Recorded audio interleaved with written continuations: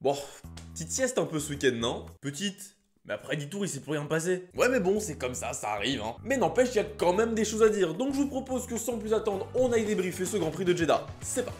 Bon, jeudi, j'avais dit que normalement, la Red Bull sera pas ultra dominatrice. Visiblement, je me suis planté. Mais non, c'est fou ça. Personne ne s'y attendait. Alors déjà, c'est pas Max qui a gagné. Et ça, c'est une belle surprise. Normal, il a eu un problème en qualif. Sinon, il aurait roulé sur tout le monde. Hein. C'est clair, quand tu vois qu'en Q1, le mec met une demi-seconde à son coéquipier. Bon, le suspense, il aurait pas duré très longtemps de toute façon. Mais oui, ce week-end, les Red Bull ont une nouvelle fois montré qu'elles sont au-dessus de tout le monde, au-dessus de la concurrence et qu'elles sont dans une ligue à part. Mais genre... vraiment à part. Parce que si en l'absence de Verstappen en Q3, on a pu commencer à imaginer un petit Leclerc, un petit Alonso en pôle, Perez il est venu, il a fait non les gars, je reste une Red Bull, je vais tout péter.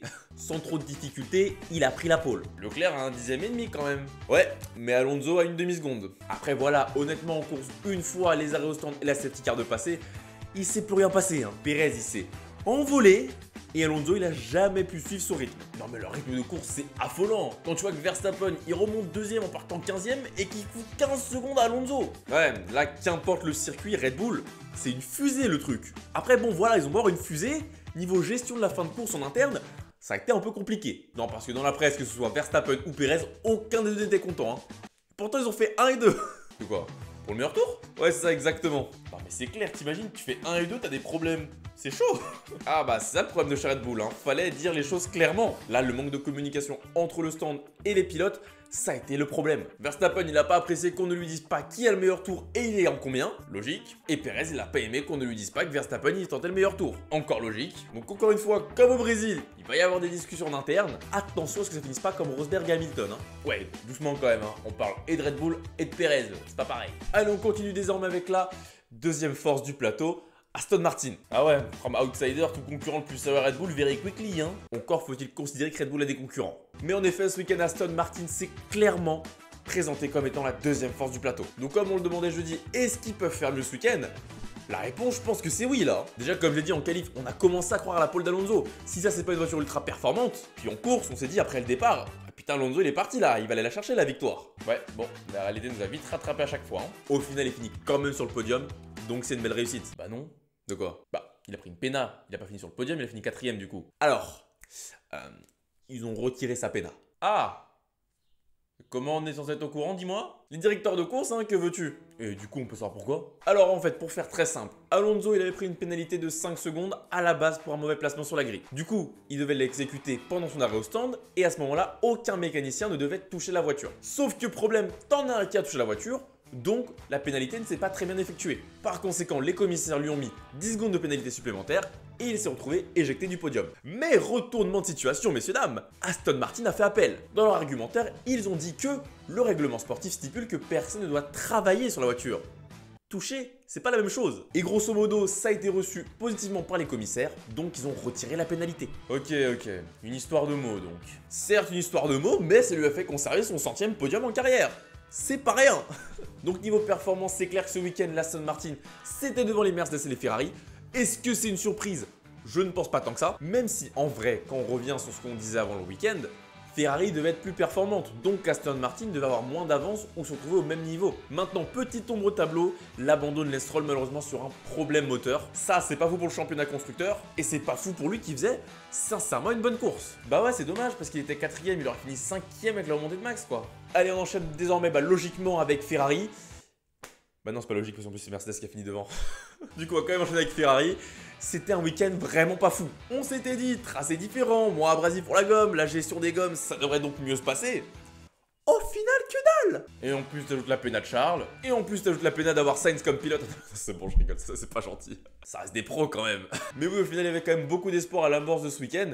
Et bah ça a pas donné grand chose. On peut même dire que ça a été pire qu'à Bahreïn. Parce que l'arrivée 6 et 7 à la régulière presque, parce que certes Leclerc avait une pénale, mais Sainz, il était là. Hein. Ils finissent quand même à 35 et 43 secondes des Red Bull, et à 10 et 20 secondes de la première Mercedes. Il y a un giga gap là. Hein. Ouais, non mais là c'est compliqué. Pourtant en qualif c'est pas dégueu. Hein. Ouais, c'est un peu le même problème que l'an dernier en fait. En qualification, c'est performant, ça on l'a vu aussi à Bahreïn. Mais une fois qu'ils arrivent en course, le rythme il est pas là en fait. Donc là c'est clair que c'est absolument pas suffisant pour pouvoir se battre pour le titre. Merci Captain Obvious. Après voilà, Frédéric Vasseur se veut tout de même un petit peu optimiste sur certains points. Donc la qualif comme je viens de le dire, et surtout la fiabilité qui n'a pas posé problème ce week-end. Parce que ça on l'a vu que chez certains, ça a été un problème. Comme quoi c'est un peu chacun son tour. Mais voilà, ils ont eu toujours des problèmes de gestion des gommes, et c'était impossible pour eux de pousser la voiture dans ses retranchements. Parce qu'en vrai sur le premier relais, Charles il avait un très bon rythme en soft, il a réussi à tenir pas mal de monde. Mais une fois qu'ils sont passés en hard, là ils ont commencé à se faire distancer, et c'était plus possible d'aller chercher les Mercedes. Ah donc Ferrari finalement plus en difficulté que prévu. Que prévu? Je sais pas, mais c'est clair que quand tu sors des essais de Bahreïn, tu t'attends pas à ce que Ferrari ça fasse 6 et 7. En fait, on peut même dire qu'il y a une petite inversion avec les Mercedes qui, eux, ont eu un assez bon week-end dans l'ensemble. Non, parce que 4 et 5, c'est quand même mieux que le week-end dernier. Tu leur dis avant la course, vous finissez devant les Ferrari, je pense que ça signe. Certes, c'est toujours pas la victoire, mais ça reste une petite avancée. J'avoue que j'étais assez pessimiste jeudi, pour moi, il n'y avait aucune raison que Mercedes ça aille mieux. Force est de constater qu'au final, c'était pas si mal. Peut-être que c'est juste Ferrari qui était nul. D'ailleurs, Toto Wolff se veut assez optimiste. Oui, il a bien vu comme tout le monde qu'il y a une amélioration, donc ça va dans le bon sens. Cette année, clairement, leur rival, ça va être Ferrari, pas Aston du coup. Dans un premier temps, je pense pas, parce que à mon sens, Aston Martin a bien trop d'avance aujourd'hui. Maintenant, avec le développement, on sait pas. Et encore, parce qu'Aston a fini derrière, donc ils auront plus de temps de développement, et vu ce qu'ils ont pondu pendant l'hiver, ils peuvent encore prendre plus d'avance. Mais voilà, tant qu'ils finissent devant Ferrari, je pense que Mercedes sera content dans un premier temps. Parce que comme ça, s'il y a le moindre problème devant, ils sont là, bam, en soum-soum, on récupère un petit podium quoi. Après, si t'écoutes les pilotes, ils sont toujours un peu dégoûtés. Ce qui est normal, quand tu sors d'une voiture qui a été championne du monde pendant des années, tu te retrouves même pas sur le podium. Ah, t'as un petit peu le seum. Ouais, mais bon, si les voitures ne peuvent pas le faire, c'est compliqué. C'est sûr, donc maintenant, on va voir si les progrès de Jeddah vont continuer dans la durée, notamment dans 2 semaines en Australie, ou si c'était juste circonstanciel. Allons, on continue maintenant avec l'écurie française Alpine, qui nous ont fait un bon week-end. Ocon et Gasly ont fini largement devant les rivaux du week-end dernier. Ouais, et aussi largement derrière les top teams. Ouais, mais on peut pas tout avoir. Mais sur l'ensemble du week-end, ça a quand même fait le travail. En qualification, Ocon ça finit 7 et ça c'est devant Hamilton. Donc finalement, ils sont pas si loin que des top teams. C'est une très belle performance qui montre que la voiture, dans les bonnes conditions, ça peut le faire. Après, je sais que c'est la qualification et que toutes les voitures sont un peu plus resserrées. Mais n'empêche que c'est un premier bon pas. Premier bon pas. Bon premier pas. Ouais, peut-être mieux. Bon premier pas. Et puis honnêtement, avant les premiers arrêts au stand, il me semble qu'Ocon n'était pas si loin de ça que Sainz. Donc encore une fois, niveau rythme de course, c'est pas si pire. Après voilà, une fois qu'ils ont mis les hards, oui le rythme s'est dégradé un peu plus et c'était impossible pour les Alpines de recoller. Donc elles ont géré la course et elles sont restées tranquilles. Donc Alpine, 5e force du plateau. Sur cette course, oui, clairement. Maintenant, est-ce que ce sera pareil dans 2 semaines ? J'en sais rien. Ce qu'on peut en tirer en fait, c'est qu'Alpine c'est à peu près au même niveau de performance que l'an dernier, c'est-à-dire pas trop loin des top teams et pas trop loin du reste du midfield. La seule différence, c'est qu'il y a Aston Martin qui a débarqué, qui les pousse à la 5e place. Donc en vrai, pas une réelle progression par rapport à l'an dernier, à mon sens. Bah peut-être qu'au fur et à mesure de la saison, ça va remonter.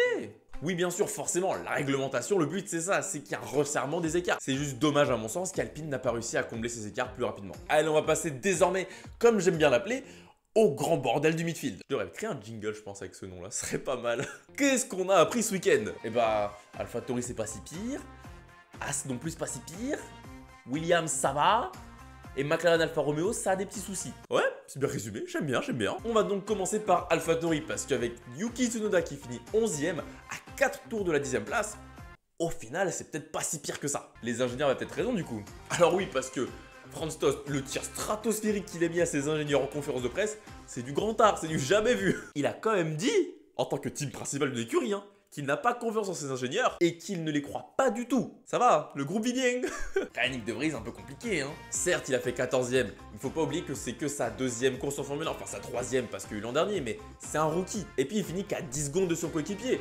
Moi, j'en connais dans des top teams qui font pareil, et ça depuis des années. Donc voilà, au final, AlphaTauri, c'est dommage qu'ils aient pas pu prendre ce petit point. Dans le top 10, ça va pas être simple tous les week-ends. Donc ne pas prendre ces points quand ils sont là, ça va leur faire du mal à long terme. Parce que à l'inverse, As qui va prendre ce petit point, eux, ça concrétise le très bon début de saison. 11 et 13 en qualif, c'est très proche de la Q3. Et au final, 10 et 12 en course, ça montre que ça a très bien progressé par rapport à l'an dernier. Ils ont fait un vrai step-up, j'ai l'impression, cette année. Je pense pas que ce soit qu'une impression.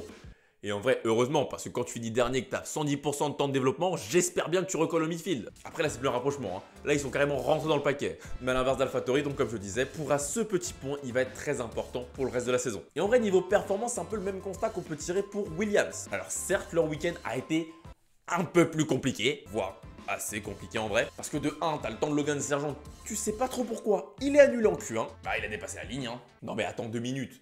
Tu vas me dire vraiment le gars, il a dépassé, donc déjà il a touché la ligne à peine et c'est pas dangereux. Enfin, Bref, ça me dépasse. Et du coup, bah, il part loin forcément, alors qu'il aurait pu entrer en Q2. Et puis t'as Albon pendant la course, bam, plus de frein. Ah oui d'accord, bonjour le danger. Ouais, surtout à Jeddah où les murs sont genre à 1 centimètre de toi. Heureusement, rien de grave, il a pu rentrer au stand tranquille, mais petit coup de chaud à mon avis. Mais moi ce que je veux retenir, c'est que dans l'ensemble, la performance chez Williams, elle était là. Et que sans ces problèmes de fiabilité, ça jouait clairement la bataille pour la 10ème place. Et ça, c'est très très bien pour une écurie qui, pendant des années, c'était le fond de grille. Là, avec un poil plus de réussite, il y aura des grands prix, ce seront eux qui vont prendre ce 10ème point. Ce 10ème point, non, la 10ème place pour le premier petit point. Ouais, faut pas finir dernier cette année. C'est clair, parce que là, t'as une écurie qui est en train de nous faire un très beau spectacle, une excellente pièce de théâtre. C'est McLaren, hein. Non mais, 2 secondes. Imaginez juste. T'as ton pilote, il s'accroche au premier virage du premier tour. C'est des choses qui arrivent. Mais alors que ton deuxième pilote chope les débris de sa voiture, ah ouais, là franchement, c'est le summum du divertissement.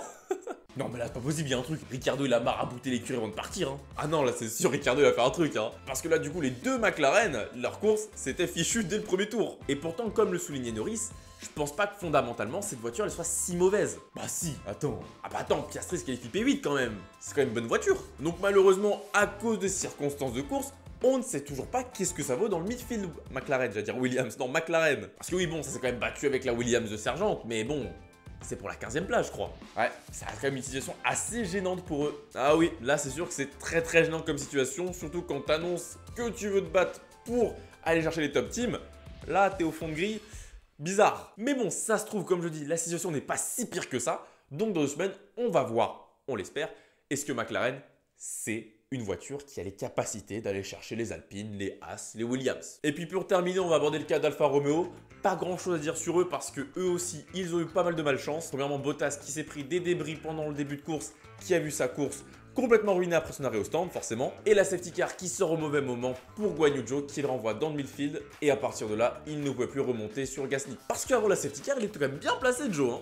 Donc eux aussi, on pourra voir que dans 2 semaines, est-ce qu'au final, ils ont une voiture haut niveau ou pas. Bon, avec tout ça, on peut répondre à quelques questions qu'on s'est posées jeudi, mais pas toutes. Donc j'ai hâte d'être dans 2 semaines pour avoir une idée un peu plus précise de la hiérarchie et qu'on pourra enfin mettre un classement et une hiérarchie sur ce beau bordel du midfield. Voilà, c'est tout pour ces briefs, j'espère qu'il vous aura plu.